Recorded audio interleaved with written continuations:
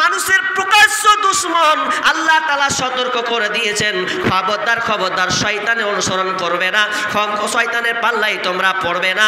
যদি তোমরা পাল্লাই পড়ে যাও তো ধ্বংস হয়ে যাবে। আর তেমনি তারা আদম আর হাওয়া যেমন জান্নাতি, তারা আপনার ফল খেলো এই গাছটার নিকটে গিয়ে, তখন তাদের জান্নাতি পোশাক খসে পড়ে গেল। আল্লাহ তাদেরকে জান্নাত থেকে বহিষ্কার করে দিলেন। তো কোথায়? দুনিয়াতে তাদেরকে পাঠালেন।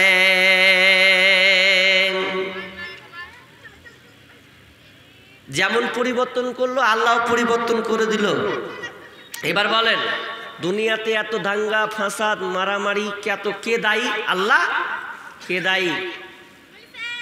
এখন আপনি বলছেন যে বিজেপি শেষ করে দিলে। বিজেপি শেষ করে দিলে কি শেষ করলে?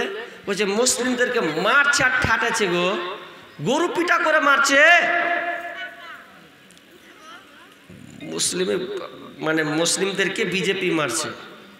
তো বিজেপি এবার এটা কে বলছে? তো বিজেপি। এবার তৃণমূল বলছে, তৃণমূল যখন বলা যে কে মারছে গো, তো তৃণমূল বলছে ছি ছি ছি আর বলিস না, সিপিএম এর কাজ এটা।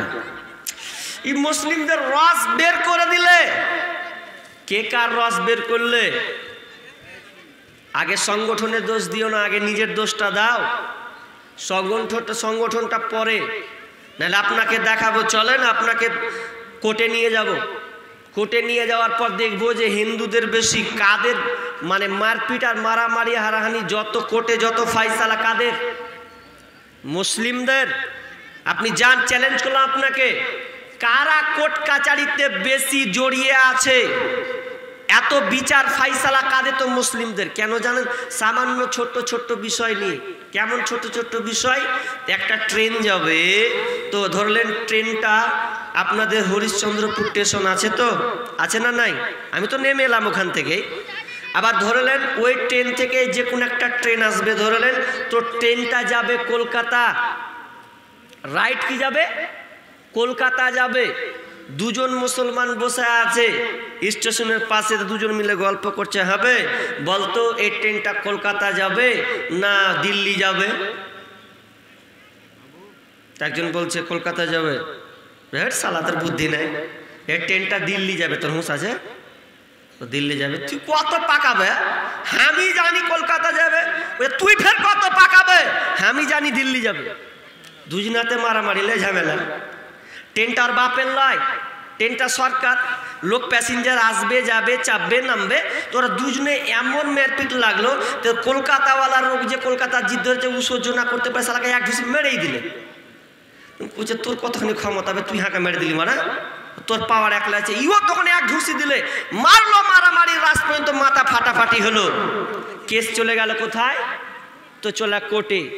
উকিল যে ধরেছে না, উকিল, সে বলছে তোমাদের কিসের লেগে ঝামেলাটা হয়েছে? জি কিসের লেগে? জমি লিয়া, ধর্ষণ লিয়া, চুরি করেছ না কি হয়েছে? তো কইছে সকালে 8টার দিকে ট্রেনটা দিল্লি যাবে না কলকাতা যাবে, ওই লেগে ম্যাপিট করেছে। তোর কপালে ঝাঁটা, তো কি লাভ হলো তোর? যত কোর্ট কাচারি যত কিছু দেখছেন, এই বেশিরভাগ দেখবেন মুসলমানদের বেশি খাতায় নাম আছে। এটা আমি গল্প বলছি না, আপনাকে জেনেই বলছি আমি। ওটাই আমার আল্লাহ বলছেন, যত তোমরা দাঙ্গা ফাসাদ মারামারি দেখতে পাচ্ছ, তুমি সিপিএমকে দোষ দিলে হবে না, কংগ্রেসকে দোষ দিলে হবে না, তৃণমূলকে দোষ দিলে হবে না, আরএসপিকে দোষ দিলে হবে না। যাও কোরআনে ঢুকে যাও, কোরআনকে সার্চ করে নাও, কোরআন কি বলছে শুনে নাও। আপনি সূরার রুমটা খুলেন, রুমের 41 নম্বর আয়াতটা আপনি খুঁজে দেখেন। এর জন্য কারা দায়ী? কেন এত আযাব পৃথিবীতে এসেছে? তো আমার আল্লাহ বলছেন, জাহারাল ফাসাদু ফিল বাররি ওয়াল বাহরি বিমা কাসাবাত আইদিন নাস লিয়ুযীকাহুম বা'যাল্লাযী আমিলু লাআল্লাহুম ইয়ারজিউন।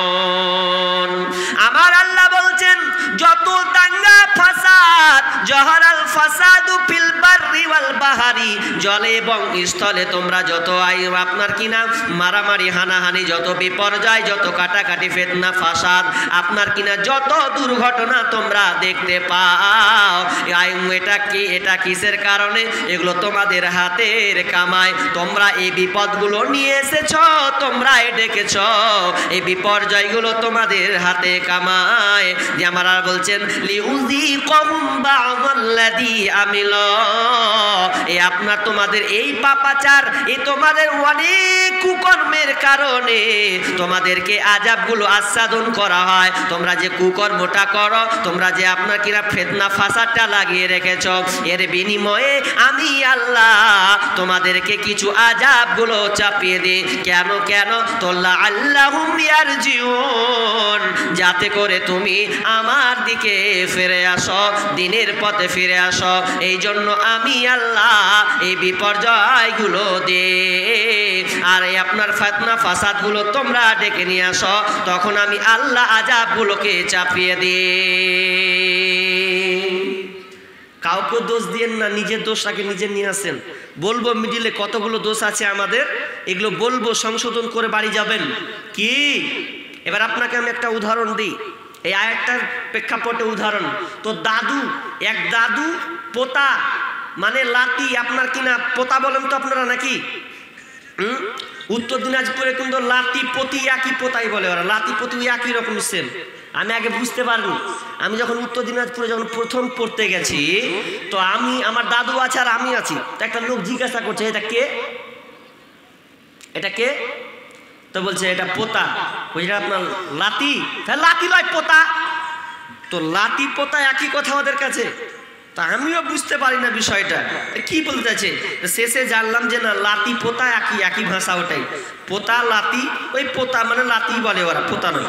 যাই হোক, কার মোবাইল বাজছে গো? এই কার মোবাইল বাজছে? হ্যাঁ, তোমরা এইটা বন্ধ করতে পারো না? আশ্চর্য বিষয় তো।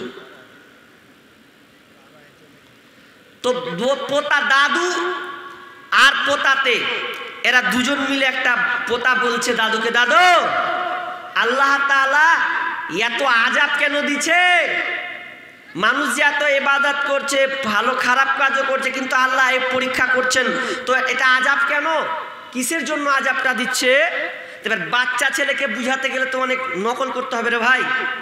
একটা বাচ্চা ছেলে যদি কান্না করে, হ্যাঁ, আজ যদি চুপলে, আচ্ছা চুপবে বাচ্চাটা, ও তো আরো রেগে ফুলে ফেপড়ে যাবে।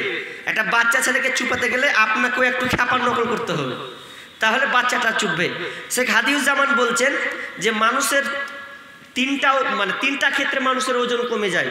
তার মধ্যে একটা কি, যখন সে আয়না দেখে তো নিজেকে বোকা দেখে। বোকা দেখে না, কি দেখবে ও নিজে আয়না, নিজেকে বোকা দেখে। আর নাম্বার 2, যখন একটা বাচ্চা কোলে দিয়ে দেওয়া হবে, যে যতই প্রধানমন্ত্রী হোক, আর যতই রাষ্ট্রপতি হোক, আর যত লেভেলে হাই কোয়ালিটি আপনার কিনা সুপ্রিম কোর্ট পাওয়ারফুল যেই হোক না কেন, যদি ওই কোলের বাচ্চা, শিশু বাচ্চাকে ওই লোকটার হাতে দিয়ে দেওয়া হয়, ওই প্রধানমন্ত্রীর হাতে যদি নরেন্দ্র মোদীকে দিয়ে দেওয়া হয়, তো নরেন্দ্র মোদী কি করবে? খ্যাপার নকল করবে না? করবে কি করবে না? না, খ্যাপার নকলও করবে। একটা বাচ্চাকে বুঝাতে গিয়ে যতই প্রধানমন্ত্রী আর রাষ্ট্রপতি হোক, ওকে খ্যাপার নকল করতে হবে। দুটা বললাম, একটা স্টপ থাকলো, বললাম না, পরে বলবো নদী। তো কি বললাম, যে দাদু পোতাকে বুঝাচ্ছে। তো কি করে বুঝাচ্ছে জানেন? বলছে দেখ, আচ্ছা ইঞ্জিনিয়ার বুঝেন, কথা বলেন, ইঞ্জিনিয়ার বুঝ, তাহলে উদাহরণটা দিতে পারবো। ইঞ্জিনিয়ার বুঝেন তো? আচ্ছা, রাজমিস্ত্রি বুঝেন? এখানে রাজমিস্ত্রি কারা কারা আছেন গো, হাত তোলেন তো দেখি। রাজমিস্ত্রি বাড়ি তৈরি করেন, এরকম লোক নেই? কই, এখানে একজন আছে। ভাই তোমার তো ইনকাম বেশি হওয়ার কথা, জি একটাও নেই, তুমি একাই 100,000 টাকা করে নেবা তুমি দিনে, খুব কম আছে, হাত তুলবে না। যাই হোক, তো একটা মিস্ত্রি আর ইঞ্জিনিয়ার 4 তলা ফ্ল্যাট বিল্ডিং তৈরি করেছে, তো 4 তলার উপরে ইঞ্জিনিয়ার ডাকছে। ভালো করে উদাহরণটা বুঝবেন, আয়াতের এটা উদাহরণ দিচ্ছি আপনাকে। তো 4 তলা থেকে ইঞ্জিনিয়ার ডাকছে ওই রাজমিস্ত্রিকে, এ ভাই, তুই হাঁক মারছে তো শুনতে পাচ্ছে না, ইঞ্জিনিয়ারের মন খারাপ, প্রয়োজন আছে, ডাকছে শুনছে না, ঘর ঘর ঘর ঘর করে পাশে মেশিন চলছে, বুঝতে পারে না।